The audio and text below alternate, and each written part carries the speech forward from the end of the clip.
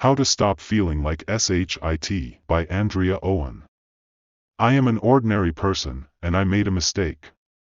Each of us is an ordinary individual, and we all make various mistakes.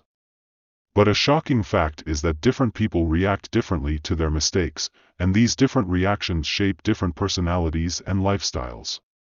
Some people carry on with weight in their mistakes, constantly grow, become better versions of themselves, and ultimately enjoy the joy of success, while others sink in their mistakes, either blame themselves, feel lonely, become numb, feel despair, self-destruct, or ultimately give up.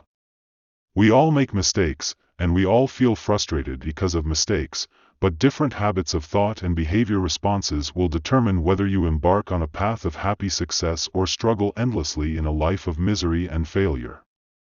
Habits are a double-edged sword. If you are the former, happy and content, living comfortably, then congratulations, your habits of thought and behavior are helping you live a better life. But if you are the latter, your life is full of negative factors, and you feel helpless and defeated, then perhaps take a look at this book, it will help you. Please remember, you always have a choice in how to live. Whether to walk a wrong path or a right one, it's entirely up to you, though it's not easy. In 2006, after discovering her husband had been having an affair for over 7 months, Andrea Owen went through a tumultuous and painful divorce journey. A year later, she found out that her new boyfriend had deceived her in every aspect, whether fabricating a story about having cancer to cover up his drug addiction, taking thousands of dollars from her, or completely leaving her when she found out she was pregnant. Andrea's life hit rock bottom. She couldn't help but painfully ask herself, how did I end up here? How could I be so foolish? What is wrong with me? She didn't find answers immediately, but as time passed, she gradually realized that her habitual patterns were suppressing her. This ingrained way of life made her lose herself and live up to others' expectations. She was a perfectionist, often self-critical, lacked confidence, and felt worthless. Years later, she finally knew that these harmful thoughts and behavioral patterns were tormenting her, causing her to be knocked down in all aspects of life. Unfortunately, many psychologically wounded women face the same dilemma. There are 14 harmful thought and behavior habits, some stemming from the influence of one's family of origin, some from societal culture, and some from gender and race. You may often think you need these habits to protect yourself from pain. While some habits may provide some relief in the short term, if you succumb to them to a certain extent, they will no longer protect you. Instead, they will hinder you and lead your life into turmoil. As Brené Brown once said, shame is an emotion that has a comprehensive impact. One day, you may wear clothes you think are pretty to work, only for a colleague who has always been unfriendly to say in front of everyone, your outfit today doesn't suit you, you look fat. While shopping at the supermarket after work, when you're short on money and looking for cash in your bag, someone in line suddenly says, if you don't have money, why are you buying so many things? These small events play out every day, each time leaving you with a sense of shame. This feeling slowly seeps into your inner being, shaping you and your behavior. If you cannot confront and acknowledge this shame, unwilling to honestly identify and address it, this habit will control you, making you believe that you are flawed and unworthy of love. Driven by habit, you start to seek approval from others. Instead of truthfully expressing your true feelings, you would rather lie than reveal your shame and fear. At the same time, you may often hear a voice from within, a voice that constantly criticizes you. For example, you always think you are overweight. That inner voice may scream at you, you'd better lose a few pounds and get rid of those hated wrinkles, or else you won't be good enough.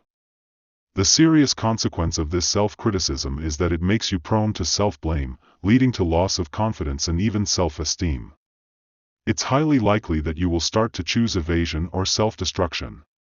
Because of this habit of self-criticism, you pursue perfectionism because if you are not perfect, it means you are not good enough, and others will not accept you. Any results that are not above average are unacceptable. And it doesn't stop there. Some people may eventually choose to numb themselves or even give up altogether. They isolate themselves, pushing everyone away, because they are afraid of others seeing their fears and of the risks that come with exposing emotions. Ultimately, they cannot trust anyone, including themselves. All these harmful habits permeate every aspect of your life, leaving you never feeling truly happy. However, as mentioned earlier, you always have a choice. Whether to make yourself happy or to continue sinking into despair, it all depends on you. Andrea Owen says, "There's only one way to get the key to happiness. It will make you experience the pain again and again. As long as you are willing to repeat this process over and over, you will eventually reap freedom and peace, and embark on the road to happiness." So what is this method exactly? It's about connecting your past experiences with your current behavior, facing the obstacles of your thoughts and actions, overcoming and addressing them, and learning to love yourself in the process. In simple terms, it's about acknowledging their existence and using some techniques to address and change these emotions and habits. Let's see what these techniques are. Firstly, you need to learn to acknowledge the existence of the problem. The dark storage room can no longer hold any extra items, just like your heart occupied by negativity and sadness. To get rid of them, the first thing to do is to turn on the light in the storage room and see clearly what's inside. Only then can you see clearly what your problems are.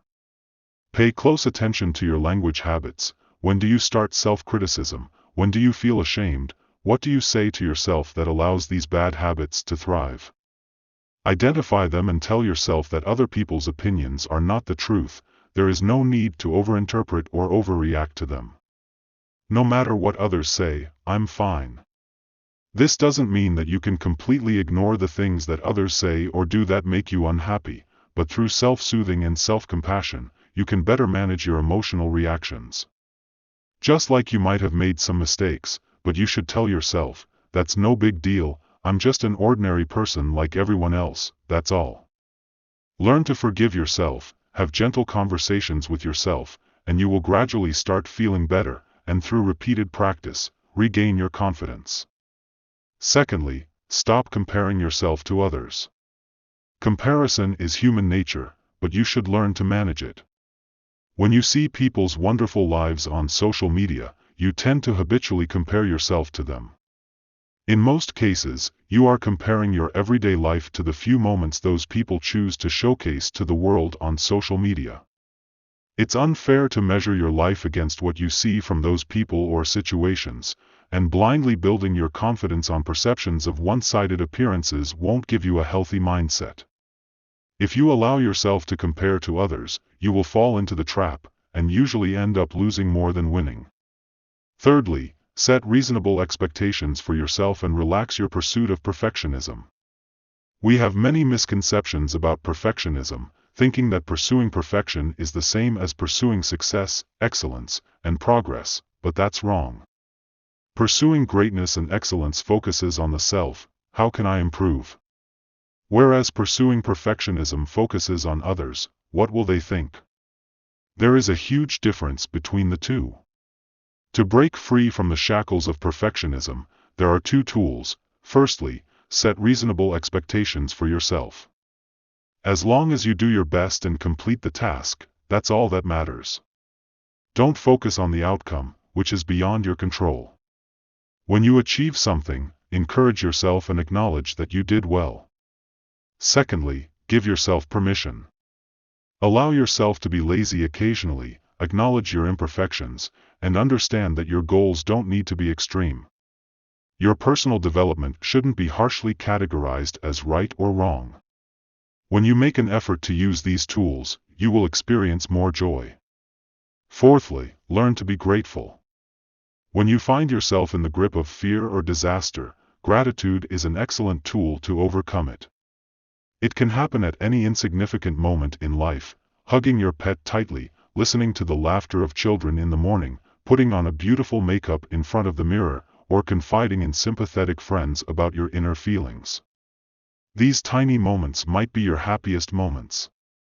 By frequently experiencing gratitude in these moments, you'll become more focused and happier. Pema Chodron wrote in her book, "When Things Fall Apart," Only when we are repeatedly exposed to the edge of destruction can we discover the indestructible within ourselves.